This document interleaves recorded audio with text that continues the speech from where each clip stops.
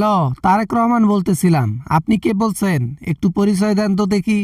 আপনার নাম্বার তো মনে হচ্ছে ইন্ডিয়া থেকে ফোন আসছে। আর আমাকে ফোন করা মানে নিশ্চয়ই এটা শেখ হাসিনা, আর কেউ নয়। ঠিকই ধরতে পেরেছো তুমি। আমি শেখ হাসিনা বলতেছি। বাবা, ও বাবা, তুমি না দেশে ফেরাও আমাদেরকে? ফেরাবা না কোনোদিনও? নাকি আমাদেরকে মিথ্যা বলেছো বাবা? আমি আবার কবে আপনাকে কথা দিলাম যে দেশে ফিরাবো? আর আপনার সাথে আমার কবে কথা হইল? হ্যাঁ, এখন দেখি আপনার আবেগ গলে পড়তেছে। হ্যাঁ, আমি আওয়ামী লীগের কথা বলছি, আপনার কথা তো বলি নাই। কি বলো বাবা? এমন হার্ট অ্যাটাকওয়ালা কথা বলিও না বাবা। তুমি প্রতিশ্রুতি দিলে না যে আওয়ামী লীগকে ফেরাবা। আর আওয়ামী লীগ মানেই তো আমি ছাড়া আবার আওয়ামী লীগ হবে নাকি? দোষ তো করেছে মানুষ, দল তো আর দোষ করে নাই। তাই দলকে ফেরানোর কথা বলেছি, আপনাকে নয়। আপনি তো দেশদ্রোহী, আপনি তো একজন হত্যাকারী, গণহত্যাকারী, বুঝেন নাই?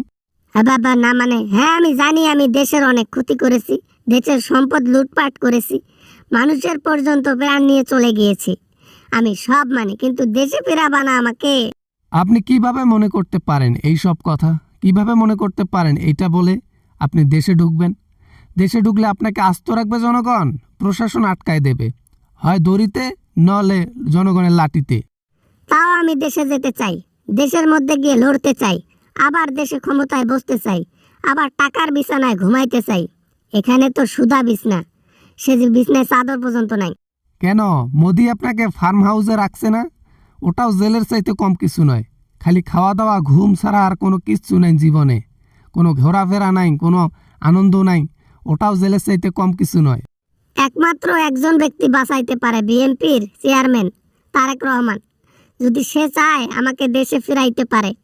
বা বা ও বা, ফিরাও না বা। না না, ওইসব বলে লাভ হবে না, বোঝেন নাই? হাত পা ধরে কান্না করলে কি আর ফেরাবো? কখনোই না। ফেরাতে হলে আগে দেশে আসেন, শাস্তি কাটান। শাস্তি কাটাবেন কি? আপনার রায় রয়েছে উপরে যাওয়ার 5টা আন্তর্জাতিক রায়। বাবা বাবা, দয়া করো বাবা, দয়া করো, এসব বলো না বাবা। আমার ডর করে, আমার ভয় লাগে।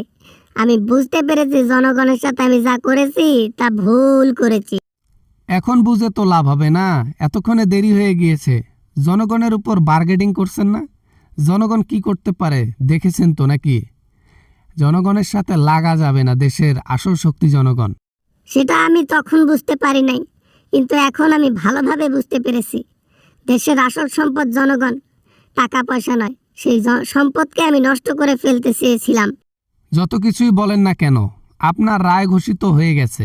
দেশে ঢোকা মাত্রই হয় হাজতে, আর নয়তো জনগণের হাতে। যেখানেই যান আপনার ওই মৃত্যু ছাড়া কোনো গতি নেই, বুঝতে পেরেছেন? বাবা, না মানে তাহলে আমি দেশে কখনো যাইতে পারবো না বাবা। ও বাবা, হাতে পায়ে ধরি বাবা, হাতে পায়ে ধরি, দয়া করো। দরকার পড়লে নির্বাচন আমি করব না, খালি বসে বসে খাবো আর থাকবো। আহা হা হা হা রে, নির্বাচন করবেন না, দেশে এসে থাকবেন এই আশা নিয়ে আসেন? No no no no no, এটা পসিবল হবে না, এটা কখনোই পসিবল হবে না। আপনি ফোনটা রাখেন, আপনার সাথে কথা বলার ইচ্ছা আমার নাই নাই নাই। বাবা বাবা বাবা, ফোন রাখো না বাবা, ফোন রাখো না বাবা, বাবা বাবা, দয়া করো বাবা, দয়া করো। তোমরা ছাড়া আমাকে আর কেউ ফেরাতে পারবে না। আওয়ামী লীগ শেষ, আপনারা ফিরান আমাদেরকে। মিথ্যা আশা নিয়ে বসে থাকেন না। বিএনপি আর এই আমি কখনো আপনাকে ফেরাবো না, কখনোই না। আমি দেশের ক্ষতি কখনোই করব না, নিজের ক্ষতি করব, তো দেশের ক্ষতি কখনো করব না। গুড বাই, নেক্সট টাইম যেন ফোন না আসে।